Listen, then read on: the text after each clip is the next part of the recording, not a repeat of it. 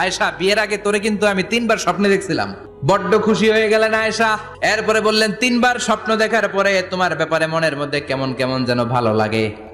তারপরে একটা ছোট্ট কাগজের মধ্যে, জান্নাতি কাগজ, রেশমি কাপড়ের মধ্যে তোমার চেহারাটা এনে জিব্রাইল বললেন, দেখেন নবী কেমন লাগে। আমি কইলাম, ভালো লাগে।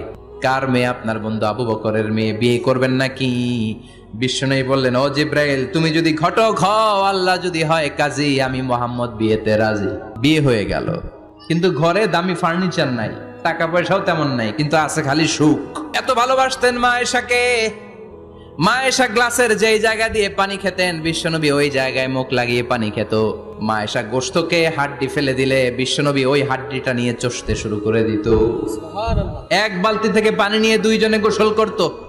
আবার বিশ্বনবীর সাথে সাথে মাঝে মাঝে বায়না ধরতো, মাঝে মাঝে রাগও করত। বিশ্বনবী বলেন, আয়েশা, কখন তুমি রাগ করো, কখন তুমি আমারে